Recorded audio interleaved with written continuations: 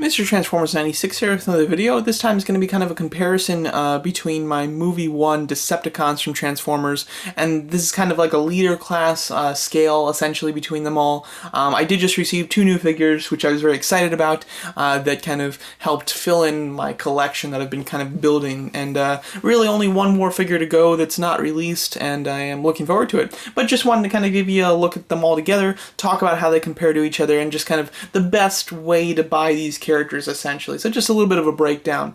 But yeah, so let's start. First of all, the 2 figures that I've had for a long time, my leader class, Starscream and Brawl.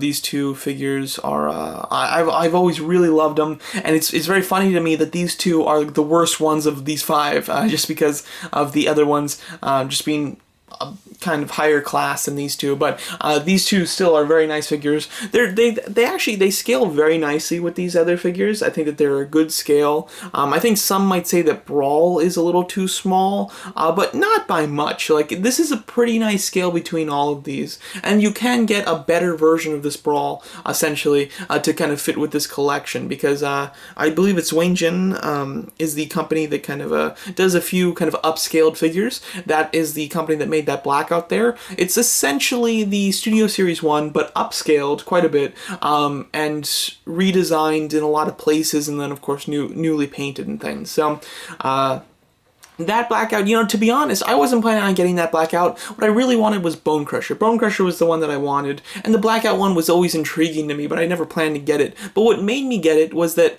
Bonecrusher alone did not hit the $150 mark, which allowed me to get free shipping on the site. So I said, well, if there's anything else that I kind of want that would help subsidize the shipping, and I saw the Blackout, and I said, you know what, I'll throw in Blackout with this order, and it took. Bonecrusher came in like 2 months before Blackout did, so I had to wait quite a while to finally get my Bonecrusher because I was waiting for Blackout to come in stock. But once he finally came in stock and I got them both shipped to me, Blackout turned out to be the figure that I liked even more than Bonecrusher, which was surprising.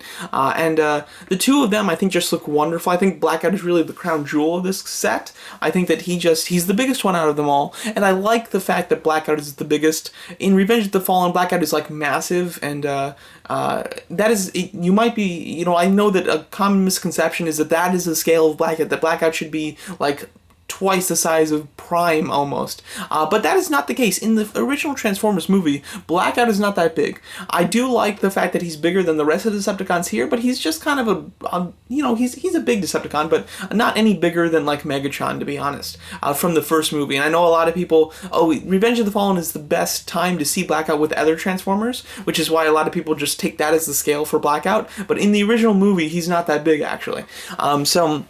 But I do like the fact that he's about the same size as all these others, but a little bit bigger. Obviously, the big outcast here is Barricade, just because he's so small. However, I do believe that that's about the scale of Barricade. He's got to be the same size as Bumblebee, and that's basically it. Personally, I wouldn't mind if he was like a little bit bigger, but in all reality, I think that is the scale. As far as Bonecrusher should be about the same size as Optimus, considering we've only seen Bonecrusher with Optimus Prime, so that's kind of the only way to get an idea of his scale.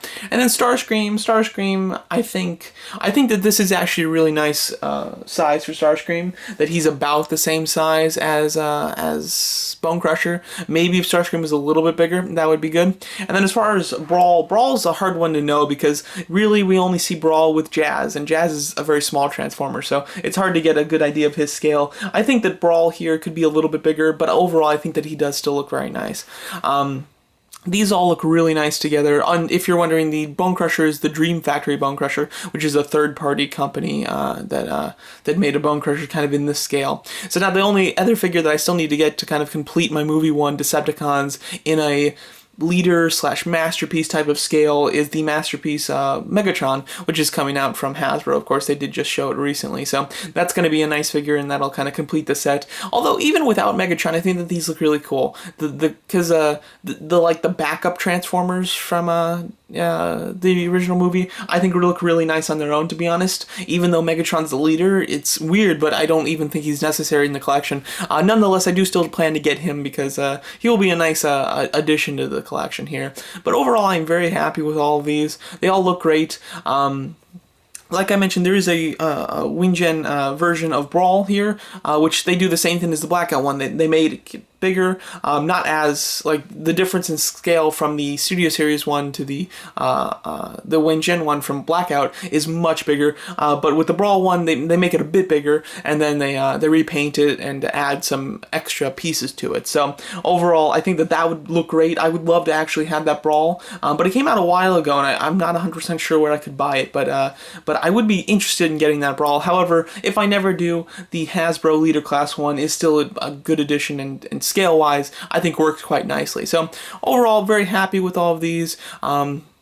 As far as all the Transformers movies go, my favorite Transformers are the Decepticons from the original film. So it's great to get a really nice group of all of them together. Because so far we've only, or at least I've only had the regular Hasbro ones from like the original movie, which aren't in the best scale. Now they are doing the Studio Series ones, which are in a much better scale, and they actually do look quite nice. But again, they're not perfect either. So I do like to get these really large ones, and I think that they look great. So yeah, so let me know what you guys think of my group here of Transformers, the original film in 2007, Decepticons, and how they all scale together and how they all look. And thanks so much for watching.